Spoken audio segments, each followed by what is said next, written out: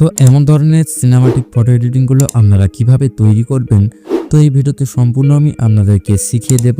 তো ভিডিওটি আপনারা স্কিপ না করে প্রথম থেকে লাস্ট পর্যন্ত দেখতে থাকুন।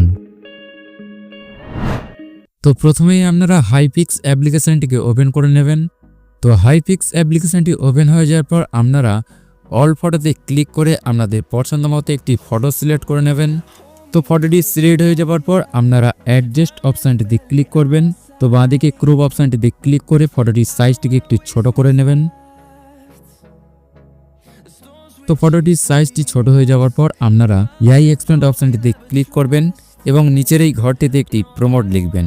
তো প্রমোটটি আমার ডিসক্রিপশানে আপনারা পেয়ে যাবেন বা আমার টেলিগ্রাম চ্যানেলে পেয়ে যাবেন, ওখান থেকে আপনারা এই প্রমোটটিকে নিয়ে নিতে পারবেন। তো আপনারা ফটোটিকে একটু অ্যাডজাস্ট করে নেবেন এই ব্যাকগ্রাউন্ডের মধ্যে, আপনারা নিচের দিকে লাভিয়ে আনবেন একটু।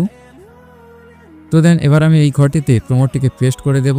তো প্রমোটটি পেস্ট হয়ে যাওয়ার পর আপনারা এই অ্যালাউ অপশানটিতে ক্লিক করে নিচের এই জেনারেট অপশানটিতে ক্লিক করে কিছুক্ষণের জন্য ওয়েট করবেন। তো দেখা পাবেন এখানে এআই দিয়ে খুব সুন্দরভাবে ফটোটিকে তৈরি করে দেবে। তো আপনারা কিছুক্ষণের জন্য ওয়েট করুন।